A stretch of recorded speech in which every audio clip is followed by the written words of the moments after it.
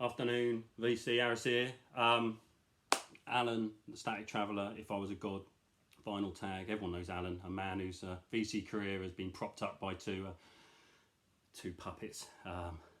First, a philosophical question. Does God exist? And if he does, did he create audio files to test our faith? I'll let you ponder that as you fast forward through my video and thumbs down it.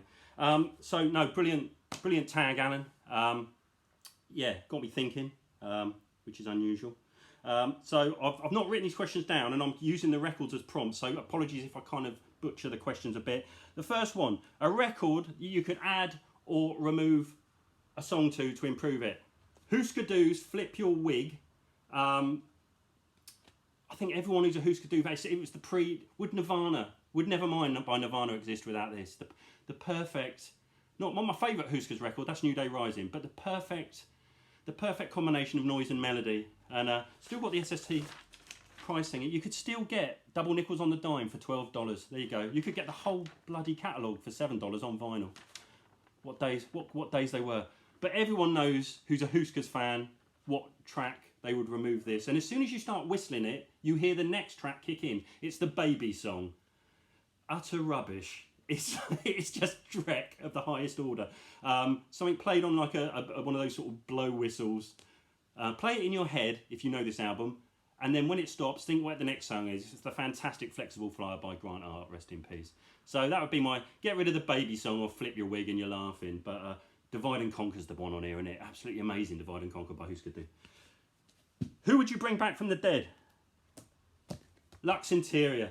Lux Interior from the Cramps. What an amazing sleeve this is, isn't it? A devil, a cheese and ham toasted sandwich in the Bible. And Lux Interior, I remember, this didn't come out in America till 1990. This was their breakthrough in Britain, 1986 this came out. And although not their strongest, it kind of broke them through. They were reaching a kind of an apex in the UK. A Channel 4 programme called The Tube on Friday devoted 25 minutes to a live performance from the Cramps. And that's where I first saw the Cramps.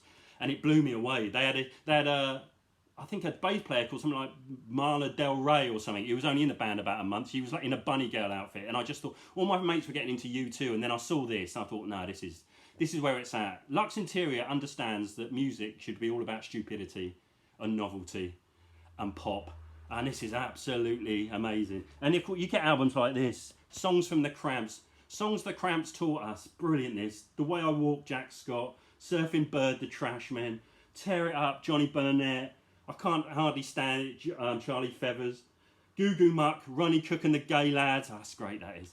I just love this album. And this everything I love about Lux Interior. He was the dude. To be fair, he wasn't writing much of any use by the time he died, but I was so sad when he really. I remember it so clearly, and yeah, Lux Interior. I wish he'd come back. I've been a drag racer on LSD. What a line that is. What album would you obliterate from Earth Forever? When I was growing up, and when I started buying second-hand records in the 80s, jazz was in England anyway. Jazz was about as popular as easy listening records. I shudder to think the amount of first press Blue Notes that I probably went over, which were probably priced at about £2. Whenever the NME or Melody Maker did a 5 essential jazz albums you must own, it always was the same 5 albums. Miles Davis, Kind of Blue, Brubeck, Take 5, Headhunters by Herbie Hancock. They'd always stick like a Duke Ellington in there just to prove they knew what they were talking about. And they'd always stick this in here. Keith Jarrett, the Cone concert, which I did actually buy this for about £2 at the time, about 1989. A record that seems to be celebrated for the fact it was live and he was playing an out-of-tune piano. Anyone in the UK will remember Les Dawson, the comedian, the hugely popular comedian from the 70s and 80s. He also played an out-of-tune piano, and it was hilarious. Believe me, no one was laughing here. It's absolute dreck. Rubbish. If I was in the audience for this gig, track 2 would have been called Taxi for Jarrett, because that's what I would have been yelling after 12 minutes of putting up with this car crash. But yeah, I would obliterate this. Keith Jarrett, the Cone concert. Absolute rubbish. Next up, Nature. Nature on a Sleeve, I believe. I'm getting prompted here. Too Hot to Handle by Heatwave. Can we all just agree Heatwave are the best kept secret of the 70s? Absolutely amazing, Heatwave. Too Hot to Handle, Boogie Nights, Ain't No Half Stepping, Always and Forever. Rod Temperton from Lit England, who wrote half of Michael Jackson's Off the Wall and Thriller, I believe. And Give Me the Mic by George Benson. He's the biggest looking geek you've ever seen in your life, Rod Temperton. Sadly died a few years ago. The Sun. This album's so good that I got 2 copies. I've got the English pressing as well. Look what The Sun does when it goes unchecked, as is happening now in global. It ruins your vinyl. It melts it. So come on, guys. Can we start recycling? Let's think global, act local. Heatwave, Too Hot to Handle, absolute killer. Absolute killer. All you have to do is dial. What a beaut that is. Always and Forever. Next up, 3 musicians to sort of create a super musician. I've sort of gone for a singing, an image angle here. I mean, songs aren't always important in music. Keith Jarrett's proved that. First, the effortless cool of Paul Weller. He always looked good, didn't he, Paul Weller? He still looks good, whatever he wears. I tried to dress like that when I was about 13. Farah action slacks, granddad shirt. I look like I'd run through a charity shop covered in glue. He always looks fantastic. Absolutely fantastic. I always worry a little bit about Bruce Foxton. He looks like he's finished a shift at Dewhurst the Master Butcher here. I've always been fascinated by that. But Paul Weller, effortless cool. Effortless cool. I'd also have the metronomic maraca playing of Bez from the Happy Mondays. And I'd also have the most beautiful voice in the world, Karen Carpenter. And she's amazing on drums. YouTube Karen Carpenter on drums. That's like a 3-minute... She's amazing. She's absolutely amazing. She's like George Early from the Minutemen. She's all over the kit.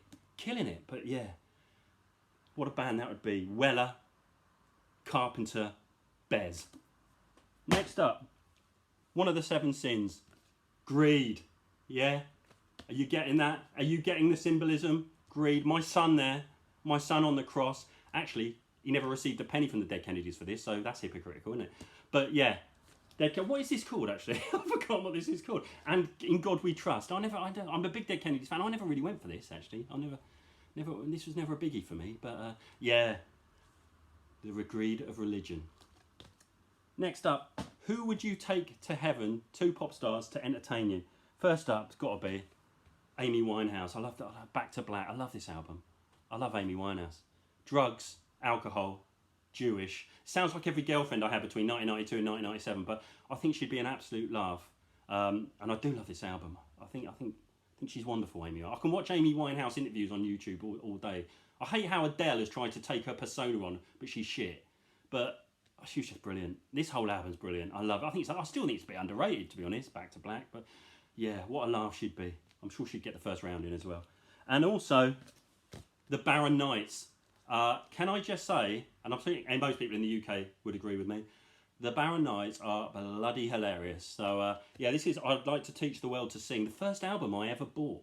Not the first album I owned, but the first album I ever bought, along with Spotlight on Status Quo, which I bought from Debenhams in 1981.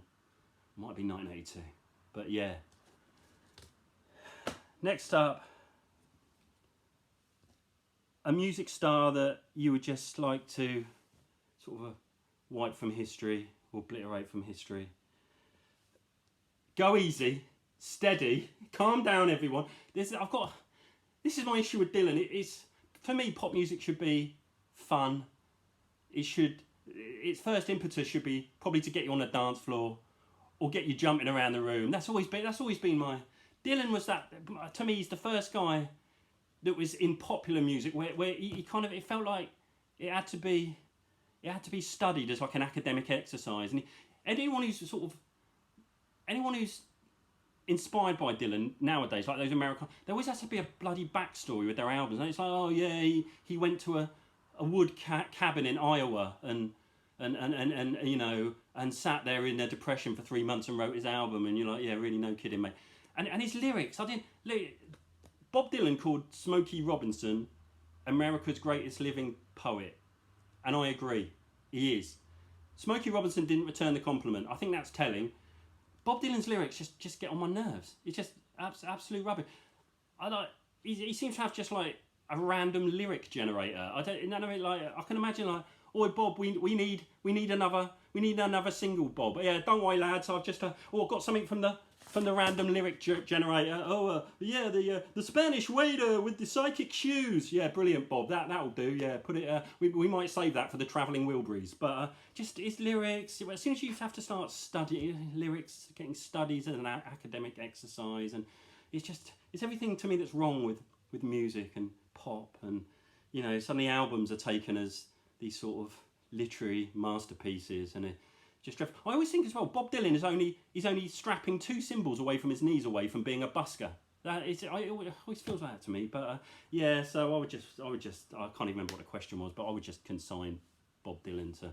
I do like Percy's song. Actually, when he writes a decent tune, like Them's version of "It's All Over Now, Baby Blue" is incredible, and also Percy's song by Fairport Convention is one of my favourite ever songs. That's amazing, that. But yeah, and last question.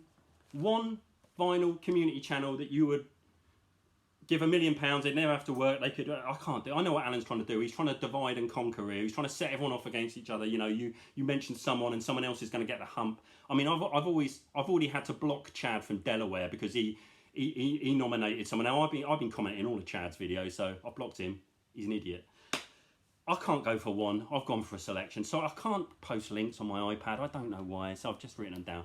First up, Broke with audiophile taste, fantastic, and he gave me a lovely shout out as well. But I've always watched his channel, always dropped a comment. He always drops a comment. Frequently drops a comment on mine. Ben Rankins from Australia, fantastic, absolutely brilliant. Don't know why he doesn't do a ranking with rankings video. Surely my sales head says he's missing an opportunity here. But Ben Rankins, fantastic. PC31, the Vinyl Policeman, Mike. Despite coming from Portsmouth, which obviously, if anyone in Southampton or Portsmouth knows, we have like a quite a strong rivalry, but he seems a nice bloke, Mike, so I'll let it slide. PC31, the Vinyl Policeman. Embryonic Robot, fantastic channel, and yeah, always good content there. Maria Wesley, I always like Maria Wesley's video. I don't know Maria Wesley in the slightest, but I really always enjoy her channel. Always enjoy great records. She saunters in, cooler than Frosty the Snowman, sipping a milkshake in a blizzard. Shows 10 great records and just sort of dissipates. Fantastic stuff. Ernst David Last Freeman, I've always got to shout him out because he's fantastic. Not sure giving £1 million to David would be a good idea, but yeah, here we go. The Rev Rock roll in, just because he's got a fantastic knowledge of British terrace clothing culture. He's got good knowledge of casual culture, which not Americans do have that. And I like to see what he'd buy with £1 million. I think he might buy the goggle Kaggle, which goes for about 900 quid. But yeah, fantastic.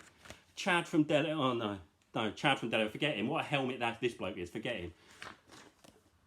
Nick's Vinyl Butty. Yes, definitely. Sub up Nick. What a dude he is. Always comments. Always try and comment back.